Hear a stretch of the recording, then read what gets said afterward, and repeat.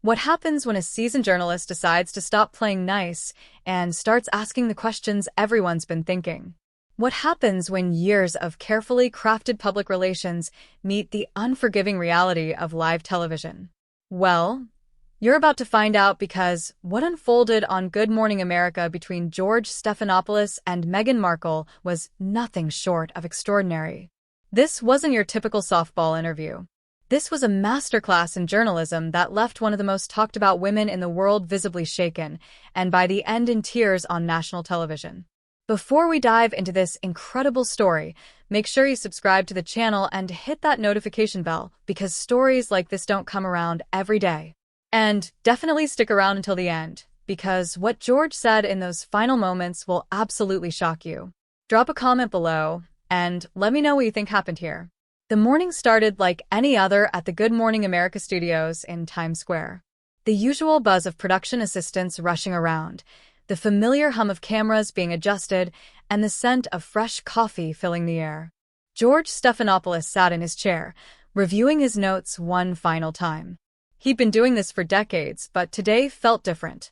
Today, he had questions that needed real answers. Meghan Markle arrived precisely on time, her team trailing behind her like a small army. She looked every bit the part of a polished public figure dressed in an elegant cream-colored blazer. Her hair styled to perfection, her smile practiced and ready. But George noticed something in her eyes, a weariness that hadn't been there in their previous interactions. The makeup team worked quickly, applying final touches while the audio technicians clipped microphones to both guests. The studio lights were adjusted, cameras positioned, and the countdown began. 3, 2, 1. Good morning. I'm George Stephanopoulos, and we're here with Meghan, the Duchess of Sussex, George began, his voice carrying its usual authoritative tone. Thank you for joining us this morning. Thank you for having me, George, Meghan replied, her voice warm but controlled. It's always a pleasure to be here. Now, you've been quite vocal recently about various issues, from mental health to social justice, but I think our viewers are curious about something else entirely. George leaned forward slightly, his expression becoming more serious. There's been a lot of speculation about your relationship with the British royal family, particularly since your departure. Can you set the record straight? Meghan's smile remained, but George could see her shoulders tense almost imperceptibly. Well, George, I think it's important to focus on the positive work we're doing now, the charitable initiatives, the advocacy work. That's admirable. George interrupted gently but firmly. But that's not what I asked. I asked about your relationship with the royal family. Are you in contact with them? Is there an ongoing rift? The studio fell quiet except for the low hum of equipment. Meghan shifted in her chair, her media training kicking in. George, I've always believed in moving forward, not dwelling on the past. Harry and I are focused on our family, our children, and the work that matters to us. George nodded slowly, making a note on his papers. That's a very diplomatic answer, but again, it doesn't actually answer the question. Let me be more direct. When was the last time you spoke to King Charles? For a moment, just a moment. Meghan's composure flickered. Her eyes narrowed slightly, and her smile became more forced. I don't think that's really anyone's business, George. With respect, when you're a public figure who has spoken extensively about your experiences with the royal family, when you've done interviews that have influenced public opinion about the monarchy, I think it becomes the public's business. George's voice remained calm, but there was steel in it. You can't have it both ways. You can't share the parts of the story that serve your narrative and then claim privacy when asked for clarification. The tension in the studio was palpable. Camera operators exchanged glances. Producers leaned forward in the control room, and Meghan's team shifted nervously behind the cameras. I think that's unfair, George, Meghan said, her voice rising slightly. I've been nothing but honest about my experiences. Have you? George asked, his eyebrows raising. Because there seem to be some inconsistencies in the various accounts you've given over the years. For instance, in your interview with Oprah, you mentioned concerns about your son's skin color, but in subsequent interviews, you've been somewhat vague about who exactly made these comments. Can you clarify that for us today? Meghan's face flushed slightly, and for the first time, her practiced composure began to crack. George, I don't appreciate the implication that I've been dishonest. I'm not implying anything, George replied calmly. I'm asking for clarity. You made a very serious allegation that had significant impact on the royal family's reputation. Don't you think the public deserves specifics? Those conversations were private, Meghan said, her voice becoming defensive. Then why mention them publicly at all? George pressed. You understand the contradiction here, don't you? You've shared enough to damage relationships and reputations, but not enough to allow for any real understanding or resolution. The color drained from Meghan's face, and George could see her hands trembling slightly. This wasn't going according to her plan, and everyone in the studio knew it. I think we need to take a step back here, Meghan said, attempting to regain control of the conversation. But George wasn't backing down. No, I think we need to move forward with honesty, George replied, his voice steady but unrelenting. You've built a career in part on your narrative about the royal family. You've written books, given interviews, created documentaries, but when pressed for specifics, you retreat behind privacy concerns. That's not how journalism works. And frankly, it's not how credibility works either. Meghan's media training was failing her now. Her usual deflection tactics weren't working against George's methodical approach. George, I came here today to talk about positive things about the work I'm doing, and I respect that work, George said. But you can't separate your current advocacy from your past allegations. They're interconnected. Your platform, your influence, much of it stems from your time as a working royal and your subsequent departure. So, let's address it properly. He shuffled his papers and looked directly at her. You mentioned feeling suicidal during your time as a working royal. That's an incredibly serious statement. You said you asked for help and were denied. Who specifically did you ask? Meghan's composure cracked further. George, this is becoming hostile. This is journalism, George corrected firmly. If you make public claims that damage institutions and individuals, you should expect to be asked for details. Who did you approach for help? I spoke to the institution, Meghan said vaguely, her voice wavering. That's not an answer. The institution isn't a person. Who specifically did you speak to? What was their exact response? Because if someone was genuinely suicidal and asked for help and was refused, that's not just a personal tragedy, that's a scandal that deserves investigation. The studio was so quiet you could hear the air conditioning. Meghan's team behind the cameras looked increasingly uncomfortable, but no one could intervene without making the situation worse. I don't have to justify my mental health struggles to you, or anyone else, Meghan said, her voice rising with emotion. You're absolutely right, George agreed. But when you make those struggles a public talking point, when you use them to support larger allegations about institutional racism and cruelty, then yes, the details become relevant to the public discourse you've initiated. George leaned back slightly, his expression softening just enough to seem reasonable while maintaining his journalistic edge. Let me ask you this, and please, I'd appreciate a direct answer. Do you regret anything you've said publicly about the royal family? The question hung in the air like a challenge. Meghan stared at George, her eyes beginning to well up with tears. She was clearly fighting to control. I regret that my truth has been so difficult for some people to accept, she finally said, her voice thick with emotion. Your truth, George repeated slowly. That's an interesting phrase. Not the truth, but your truth. Don't you see how that sounds? It suggests there might be other truths, other perspectives that are equally valid. My experience was my experience, Meghan snapped, her careful composure finally cracking completely. No one can take that away from me. I'm not trying to take anything away from you, George said calmly. I'm trying to understand how your experience fits with other accounts, other perspectives. Because there are other people involved in these situations, aren't there? Other people who might remember things differently? Are you saying I'm lying? Meghan demanded, tears now visible in her eyes. I'm saying that truth is often complex, especially in family dynamics, especially when there are cultural differences and misunderstandings at play, but complexity doesn't seem to be something you're willing to acknowledge. George consulted his notes again. You've spoken about feeling isolated, about not receiving support, but let's talk about some specifics.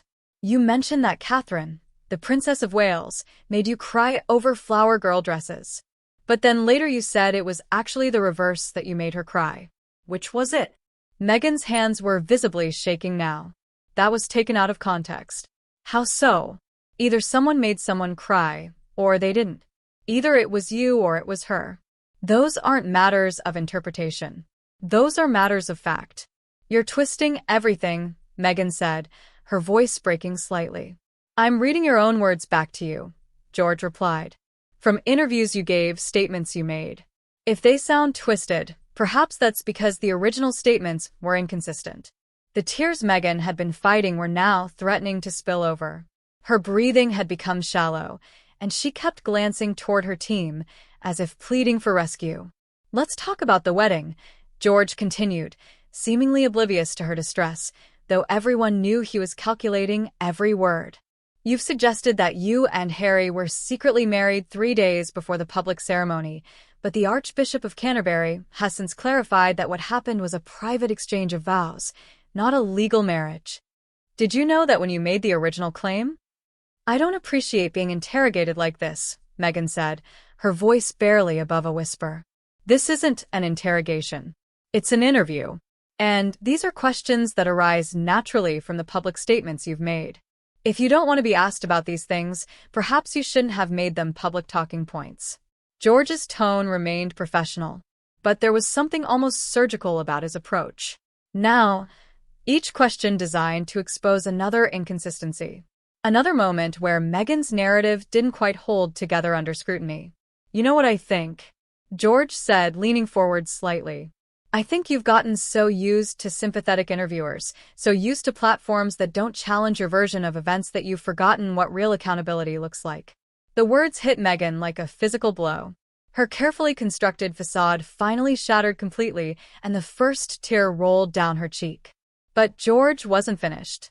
And that's the real issue here, isn't it? George continued, his voice remaining calm and measured, even as Meghan visibly crumbled before him. You've become accustomed to controlling the narrative. You choose the platform. You choose the interviewer. You choose the questions. But journalism doesn't work that way. Truth doesn't work that way.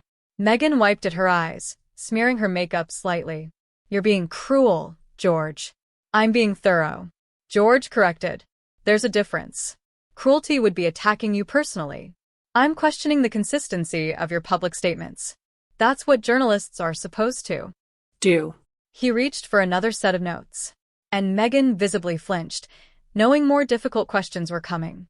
Let's talk about your relationship with your father. George said, you've painted him as someone who betrayed you, who sold stories to the press. But he's given his own interviews where he claims he tried repeatedly to contact you to explain his side. Have you ever considered that maybe, just maybe, there might be some validity to his perspective? My father chose money over me, Meghan said through her tears. He chose the tabloids over his daughter. Did he? Or did he choose to defend himself when he felt he was being unfairly characterized? George pressed. Because from what I've read, many of his media appearances came after he felt he was being portrayed unfairly by your side of the story. That's not how it happened, Meghan protested. But her voice lacked conviction. Now, how do you know? When was the last time you actually spoke to him? When was the last time you tried to understand his perspective instead of simply condemning it? The questions were coming faster now, each one landing before Meghan could fully recover from the last. And your half-sister Samantha. You've dismissed her as irrelevant, someone you barely knew, but she has photos, documentation of time spent together. Are you saying all of that is fabricated? We weren't close, Meghan managed. That's not what I asked. I asked if you're claiming the documented interactions never happened because there's a pattern here, isn't there? Anyone who contradicts your narrative gets dismissed, diminished, or cut out entirely. George's voice took on a sharper edge. Your father, your half-sister, the royal family, former friends who won't speak publicly, but whose silence speaks volumes. Everyone becomes the villain in your story except you. Don't you find that statistically unlikely? Meghan was crying openly now, her professional composure completely gone. You don't understand what it's like to be attacked constantly, to have every word twisted. You're right. I don't understand that specific experience, George acknowledged. But I do understand media scrutiny. I've been in this business for decades, and I've never seen someone respond to criticism by systematically burning every bridge, destroying every relationship, and then claiming to be the victim of everyone else's unreasonableness. He leaned back in his chair, his expression becoming almost professorial. Do you want to know what I think is really happening here? I think you came into the royal family with certain expectations, certain ideas about how things should work. When reality didn't match those expectations, instead of adapting or trying to understand a 1,000-year-old institution, you decided the institution was wrong. That's not fair, Meghan sobbed. Life isn't fair, George replied bluntly. But that doesn't mean everyone else is responsible for your disappointments. You married into a family with centuries of tradition, protocol, and established ways of doing things. Did you really expect them to completely restructure themselves around your preferences? The studio was completely silent, except for Meghan's quiet crying. Even the camera operators seemed frozen, unsure whether to keep filming or look away. And Harry, George continued relentlessly. Let's talk about Harry. Do you ever consider what this has cost him? He's lost his relationship with his father, his brother, his grandmother died while he was estranged from the family. Was your narrative, your need to be right, worth that? Harry made his own choices, Meghan said weakly. Did he? Or did he find himself in an impossible position between the woman he loves and the family he was born into? Because from where I sit, it looks like you made it impossible for him to maintain both relationships. George's voice became quieter, more contemplative, but somehow more devastating. You know what's tragic about all of this? I think you probably did experience real difficulties. I think there probably were misunderstandings, cultural clashes, moments of genuine hurt, but instead of working through them like adults, you turned them into a public crusade. He looked directly into the camera for a moment, then back at Meghan. And now you're trapped in your own narrative. You can't back down. You can't admit any fault. You can't acknowledge any complexity because your entire public persona is built on being the wronged party. But that's not sustainable, is it? Because eventually people start asking questions like the ones I'm asking today. Meghan had stopped trying to maintain any composure. She was crying steadily now, her hands covering her face. Here's what I don't understand, George said, his voice becoming almost gentle, which somehow made his words even more cutting. You had everything. You married a prince. You had a platform to do incredible good. You had the support of millions of people around the world, and you threw it all away because what? Because some people didn't immediately understand you. Because change didn't happen as quickly as you wanted. He shook his head slowly. That's not strength. That's not standing up for yourself. That's simply an inability to handle anything that doesn't go exactly your way. You're destroying me, Meghan whispered through her tears. I'm not destroying anything, George replied firmly. I'm simply asking you to account for your own words and actions. If that feels like destruction, maybe you should ask yourself why. He glanced at his notes one final time. You came here today, I assume, thinking this would be another opportunity to reinforce your narrative, to gain more sympathy, to position yourself as the misunderstood victim. But that's not journalism. That's public relations. And I'm not a public relations officer. I'm a journalist. George turned to face the camera directly. We've been talking with Meghan, the Duchess of Sussex, about her ongoing relationship with the royal family and the consistency of her public statements over the years. He turned back to Meghan, who was still crying, still visibly shaken. Is there anything you'd like to say to close this out? Any final thoughts? Meghan looked up at him. Her mascara streaked, her composed public image completely shattered. For a moment, it seemed like she might say something profound, something that might salvage the situation. Instead, she stood up abruptly, pulled off her microphone, and walked off set without a word, her team scrambling to follow her. George watched her go, then turned back to the camera with the same professional demeanor he'd maintained throughout the entire interview. And that concludes our conversation. We'll be right back after this break. As the camera stopped rolling, the studio remained silent. Everyone knew they had just witnessed something unprecedented, something that would be talked about for years to come. George sat back in his chair, reviewing his notes one final time, completely calm, despite having just reduced one of the most famous women in the world to tears on live television. So there you have it, one of the most intense interviews in television history, where years of carefully crafted narratives met the unforgiving reality of real journalism. George Stephanopoulos did what many had wanted to do for years. He asked the hard questions and didn't accept non-answers. Make sure you subscribe to the channel if you haven't already and hit that notification bell so you never miss content like this. And here's my question for you. Drop it in the comments below. Do you think George went too far, or was this exactly the kind of accountability that public figures should face when they make serious allegations? Let me know what you